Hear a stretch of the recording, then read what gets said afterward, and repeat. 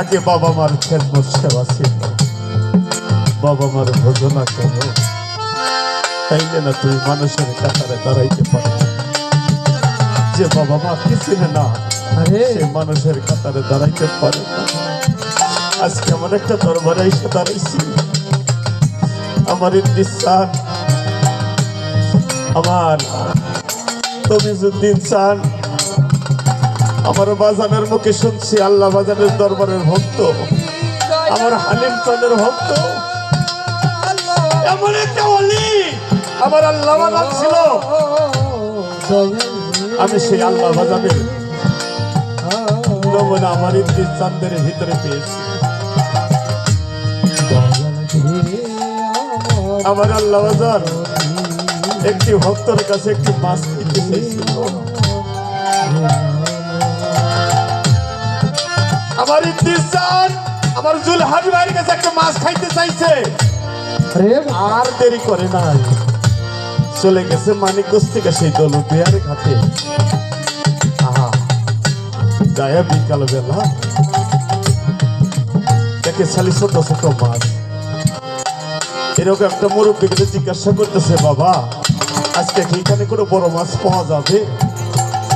তো এই মুরব্বী বলতেছে, না বাবা, জেলেরা জাল নিয়ে নৌকা নিয়ে পদ্মা নদীর ভিতরে নেমে গেছে, তারা সারা রাত ভরে মাছ ধরবে, ভোরবেলা লাউ ঠেকাবে, বিভিন্ন জায়গা থেকে পাইকার এসে মাছ নিয়ে যাবে।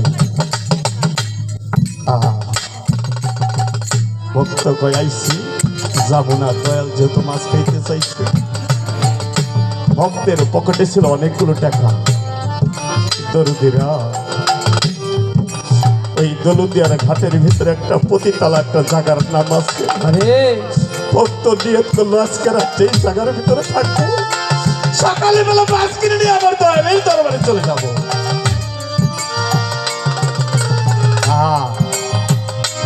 দরদিরা আমার আল্লাহ বাজান মানিকগঞ্জ থেকে ধ্যান করে দেখলো আমার ভক্ত কুনিয়ত করে ফেলছে।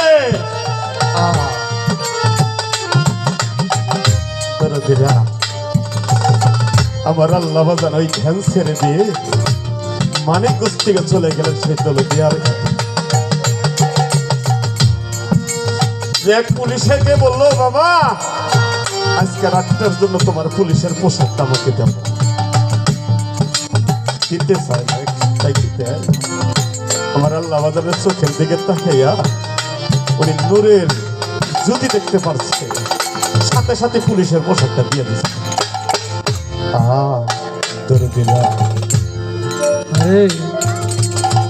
আমার আল্লাহ বাজার জীবনে কোনোদিন প্যান্ট পরে নাই। এই দিন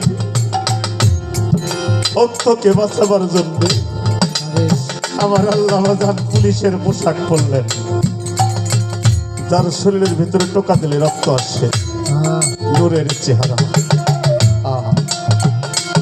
উনি পোশাকটা পরে রাইফেলটা ঘাড়ে নিয়ে, যার জীবনে পতিতালায় ঢোকে নাই, আজকে আমার ইন্দিসান ভক্তকে বাঁচাবার জন্য পতিতালার ভিতরে ঢুকে গেছে।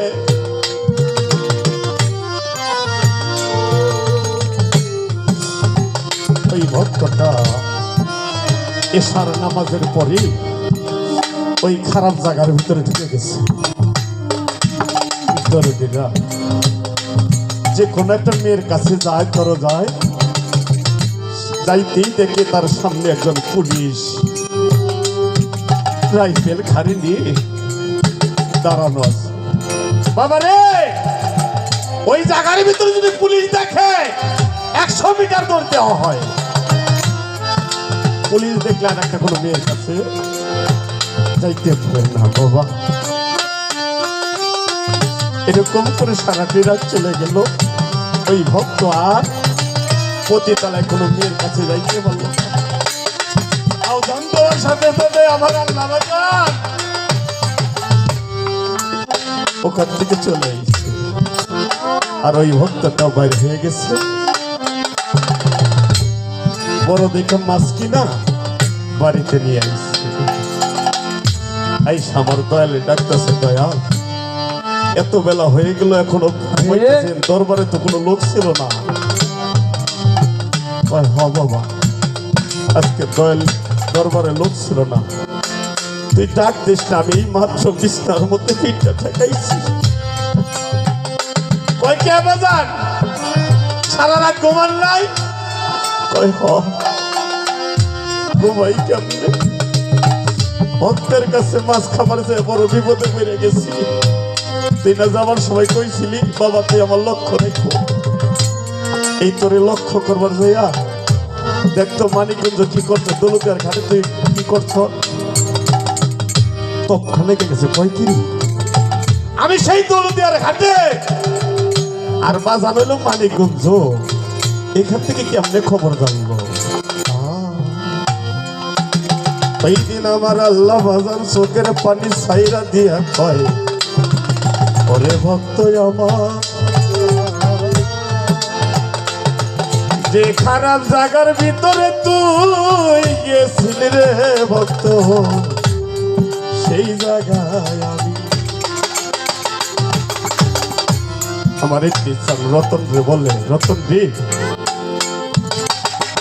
দেখ তুই ওই পাড়ার ভিতরে গেছিলি? বলে হ। ওই জায়গায় কি একটা পুলিশ দেখতে পারছিলি? কয় হ। আমার আল্লাহ বাজান চোখের পানি ছাইরা দিয়া কয়, ওইটাই আমি তোরে বাঁচাবার জন্য গেছিলাম। সাথে সাথে ভক্ত আমার আল্লাহ বাজারের চরণের ভিতরে ভক্তি দিয়ে বান্ধব রে আমার দরদি,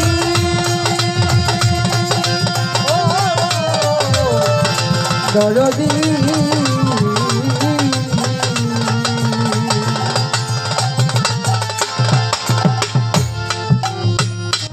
আসলো বাবা, যিনি গুরু উনি একমাত্র জানেন ভক্তের খবর, তাছাড়া কেউ জানে না। আজকে তার বাড়িতে অনুষ্ঠান, অনেক ভক্ত দেখা যাইতেছে, একজন ভক্ত আসে নাই।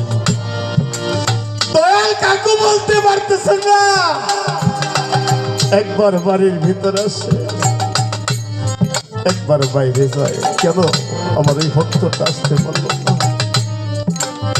গুরু এমনই একজন বস্তু, তাই সেখান থেকে আমি একটি গান গাবো।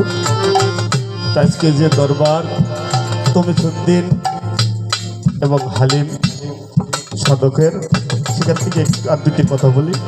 খারাপ লাগলো কথাগুলো? বাবা রে, এই বাংলার জমিনে একজন শিল্পী ছিল সাধক হালিম বয়াতি। উনি বাংলাদেশের সব জায়গায় গান গায়, তো ওনার গানের বায়না হয়ে